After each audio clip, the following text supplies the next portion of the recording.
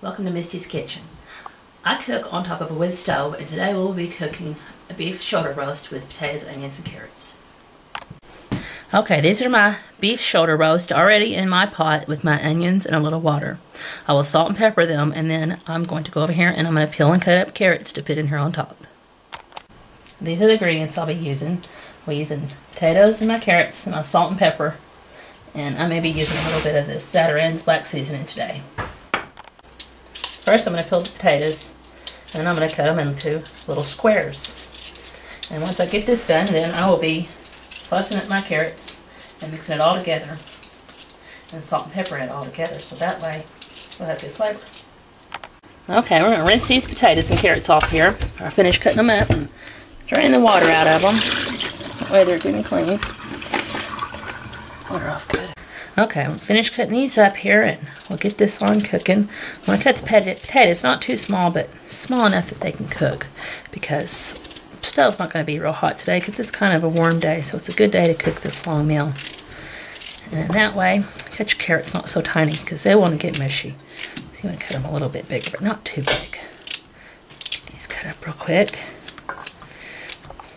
And I like to use real salt. And this real salt is not like sea salt or any of the other salt you hear of, or just the plain old iodized salt that you buy at the store. It's had all of its minerals and good stuff taken out of it. This real salt has been left with its minerals that's derived directly from the sea. And I'm going to sprinkle some of this on here. This kind of salt, this real salt, has a tendency of not making a person swell if you have a problem with salt. Let me get the pepper over here, and then I'll pepper it some too. And I buy my pepper and stuff from a company called Mary Herbs, so that way I get it fresh and I don't have to worry about it not being fresh tasting. And we'll put our stuff in here, and I will still re-salt potatoes and stuff, so that way everything's going to be good taste. Those potatoes down in there good in that water, so they cook nicely, and let the meat cook. Okay, let me get my salt. Okay, I'm going to salt and pepper this just a little bit, and I'm going to put a little bit on here, and I like to use a little bit of this Zatarain's for a little flavor and texture and color. And then we'll take and put this lid on here, and we'll let this cook for about 3 to 4 hours. And then when this gets done, I'll come back and I'll show it to you when it's done, and we'll have us a good meal. Now, y'all be sure to come back and see us now you hear. Okay, we're going to stir this up, get us a little lid going in here, so that way I've got enough cool heat for the day. Enough warm heat for the day. So, some wood the kids have been splitting for me. I can't believe this is, this is red oak? Red oak and hickory. Red oak and hickory. This has been down on the ground for a couple years now from tornado damage, so it's pretty good. No live trees were killed in the filming of this video.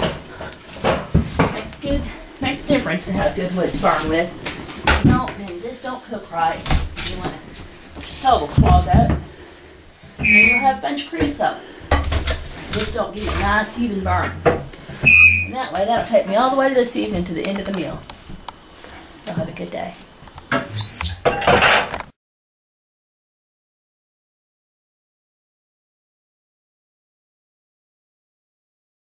Hi, we're back. We're going to check this roast. It's about halfway done. We need to flip the meat over. That's the secret. It's been on top of a wood stove.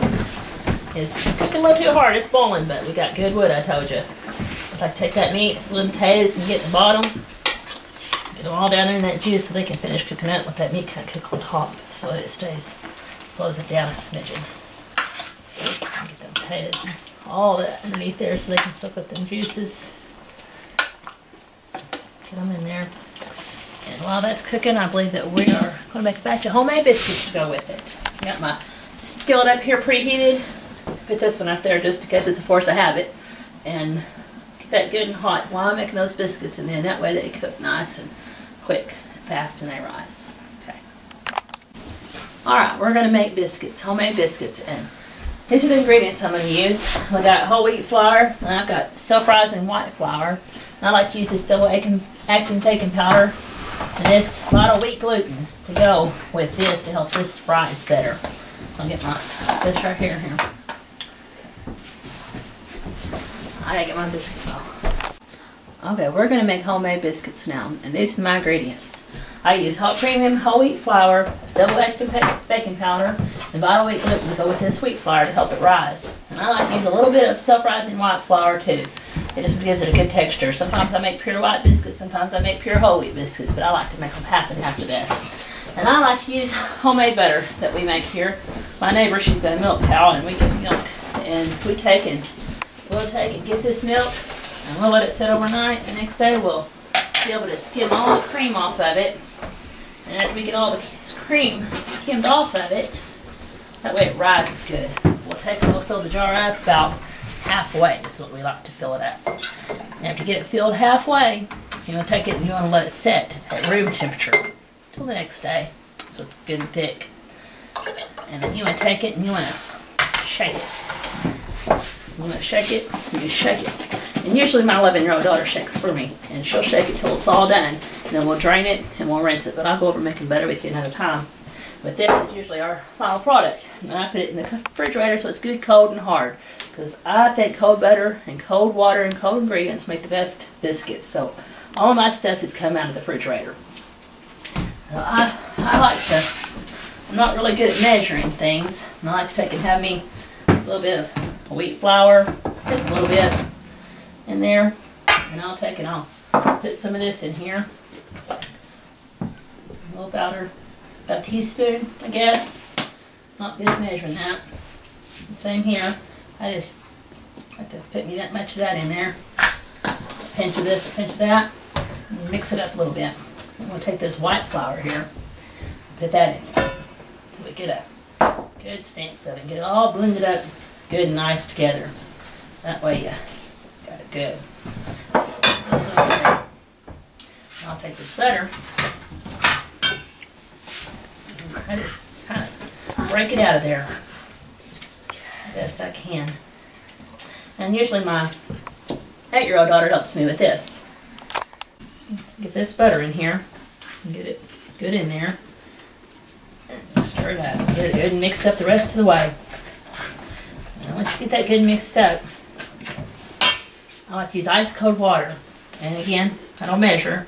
This is about a little over a cup probably. I like to pour me some in and get it mixed up. So you don't want to get too much because it's too wet and you can't handle it. If it's too dry, you just kind of have it too dry and you can tell your biscuits aren't good and fluffy. They're just too hard to work with.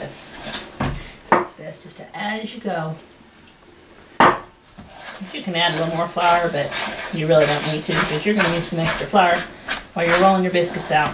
And they always say not to do it too much, but I've done it a lot and I've done a little, and sometimes they turn out good both ways. I guess it's just all making it since I've made dozens of these. I'll take it, spread me a little flour here. Just, get this out here. And I like to use this. I guess people call it margarine. Get it on out and get it ready. I get me a good spatula full.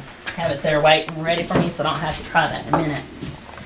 And I'll shake this and get my rolling pan, my biscuit cutter. Just fold it over a little bit because you want it to just kind of be smooth. That's what you want. Have you a good nice ball of smoothness going on. You'll feel all those hard chunks of that cold butter in there, but it's okay because they'll melt when you're cooking it and come out just nice.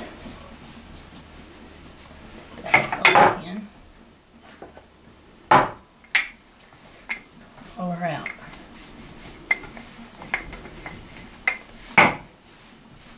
Get it all nice and level. Biscuit cutter and cut them out. Don't really want to twist it. Don't know why, but they say don't twist. Put them to the side so I get them all made up. I use all my flour and I make every bit of it, so that way there's no waste.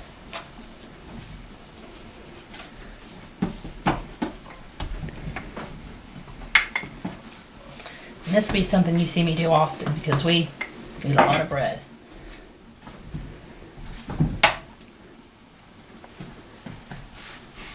Alright. I like to have a nice hot skillet.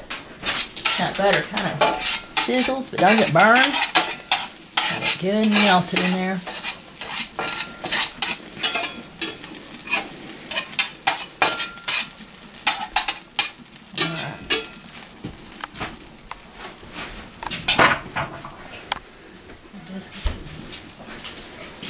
Right in there.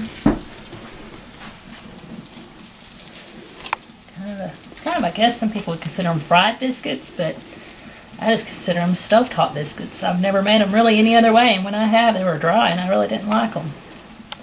So my family is real happy with this product. Put a little more. One last biscuit. Go in there. There. And see, they all touch, which helps them all rise together. And then I'll take and put me a lid on there, and we'll come back whenever those are closer to done and show you what else I do.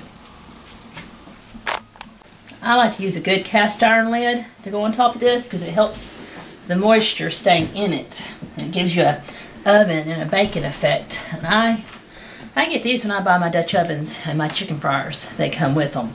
But I buy them so I can use them on these skillets. And then that way, let's see, that'll be done. My roast and potatoes will be done probably about the same time my biscuits will be done. And then we'll be having supper within the hour. Okay, now we're going to check these biscuits and I think they're done.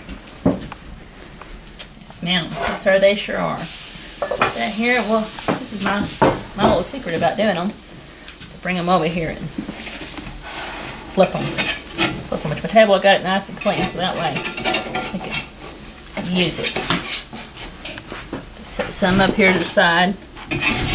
I'll flip them like so.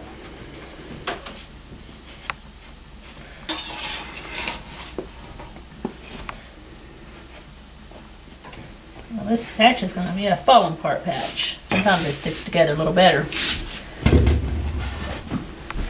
I put them back up there and I let them finish up on the other side. And then that way, I believe that the meat and all of it will be done about the same time. Okay, these biscuits should be just about done. I'm going to take them off the heat now. Put them over here. And I like to sometimes just kind of flip them back over so they stay good and crisp on the bottoms. Because they get a little moist on the top from that skillet lid.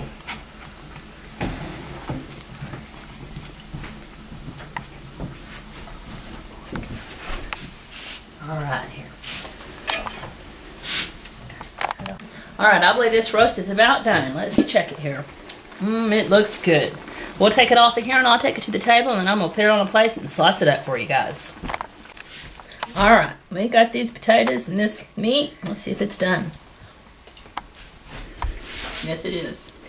Now we'll have us some beef roast, potatoes, and carrots and onions to go with our biscuits, and we'll have us a good supper for Misty's Country Cooking. Y'all come back now, you hear?